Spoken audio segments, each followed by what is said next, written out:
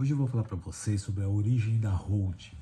A origem da holding ela remonta à época da Revolução Industrial na Inglaterra, entre a primeira e a segunda fase, mais ou menos em 1860, quando ocorre a mecanização da agricultura, quando ocorre a transformação das oficinas em parques industriais, quando começa a desaparecer a figura do artesão e começa a surgir a figura dos operários especialistas e passa a deixar de existir aquela produção artística, aquela produção começo, meio e fim de um produto, de alguma coisa desenvolvida por uma única pessoa e passa a ser segmentada essa atividade. E essa segmentação começa a surgir a necessidade de ter pessoas especializadas e empresas especializadas. E muitas dessas empresas, elas pertenciam ao mesmo grupo de família, ao mesmo grupo familiar. Daí surgiu então a necessidade de organizar essas sociedades, de organizar essas empresas de tal maneira que se formasse um grupo, as pessoas que estavam à frente desse grupo eles tivessem o controle dessas demais sociedades. Aí então começa a surgir a figura de fato, a figura dentro de regras específicas, a figura da holding. Já nos Estados Unidos, a gente começa a surgir a figura da holding em 1780, no estado da Pensilvânia. Na verdade, não era nem um estado, ainda a Pensilvânia era uma colônia. E pode-se nem se dizer que era a figura de uma holding ainda, porque na realidade foi uma autorização legislativa surgida na Pensilvânia, dada para um grupo determinado de empresas, há registros que dizem que eram 40 empresas, é um grupo pequeno, né, autorizando elas a participarem de outras empresas, de outras companhias, mas não com a ideia de controle, com a ideia de gestão, de organização, mas mais com uma ideia de fiscalização, mais com uma ideia que mais se aproxima a um poder de polícia, como se fosse um alvará autorizando a esta empresa fiscalizar essas outras companhias. E por que disso? Porque o estado da Pensilvânia era um local que abrigava muitos negócios naquela época, né? Era um estado muito promissor. Agora, de fato, surge uma lei com as características bem relacionadas às holdings, né? À sociedade anônima, no estado em Nova Jersey.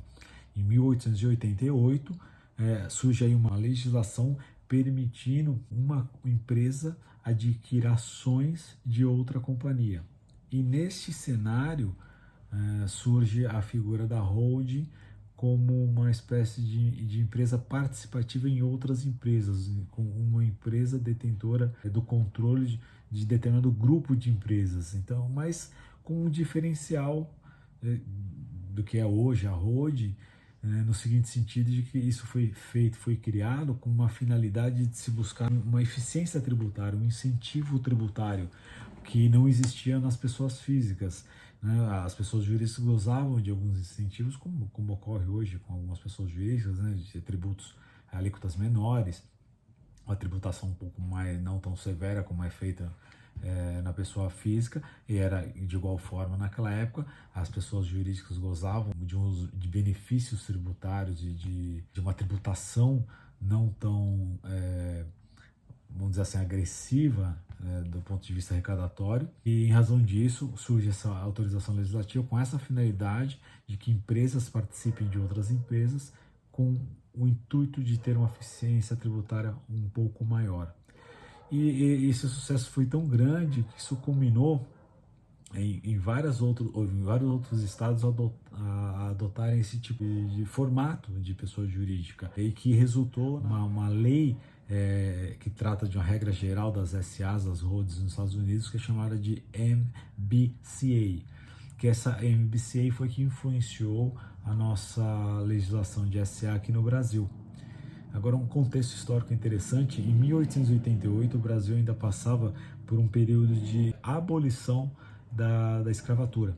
Nós ainda estávamos abolindo a escravatura, enquanto os Estados Unidos, na qual surge essa lei que vai mais tarde nos dar base à nossa lei de SA, ela já estava um pouco mais um estado mais evoluído economicamente, né, evoluído no seu desenvolvimento de atividade econômica do que no Brasil.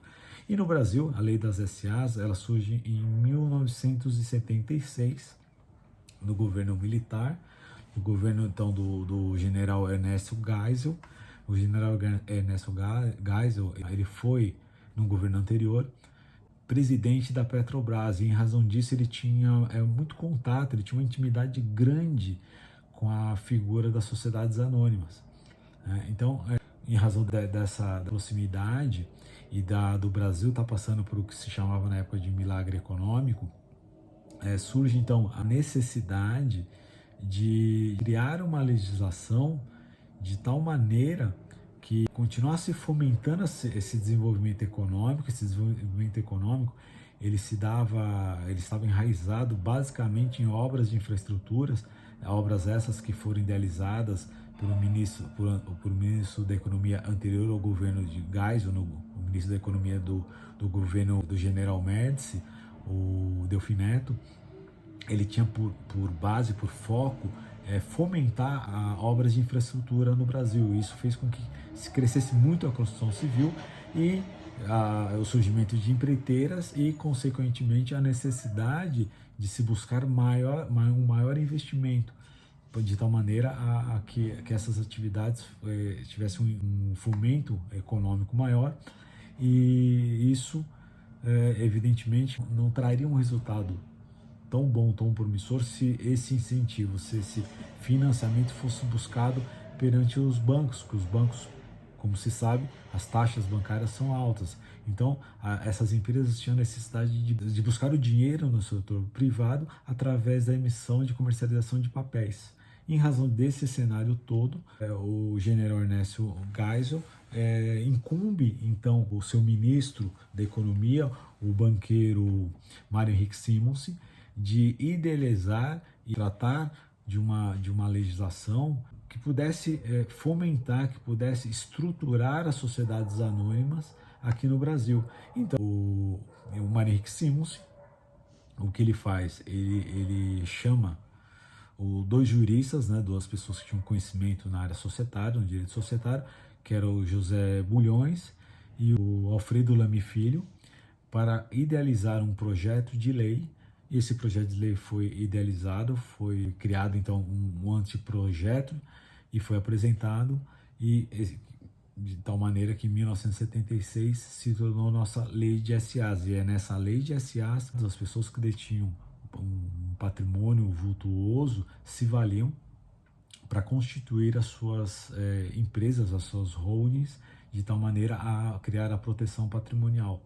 Por quê? A estrutura da holding é uma estrutura muito complexa, demandava um investimento muito alto na época, então assim, só pessoas afortunadas podiam fazer isso. E hoje, em razão da evolução do nosso ordenamento jurídico, da evolução da legislação, essas regras da SA, que são muito utilizadas na instituição de criação de holdings, elas podem ser também aplicadas numa modalidade de societária mais simples, uma modalidade societária mais usual, que é limitada. A legislação hoje permite. Então, em razão disso, a holding familiar ela se torna muito mais acessível a todas as pessoas que têm por objetivo fazer a proteção do seu patrimônio, de fazer o planejamento do patrimônio da família. Tá ok? Se gostou, continue nos acompanhando. Curta, comente, compartilhe e fica aí que outros vídeos virão. Valeu, obrigado.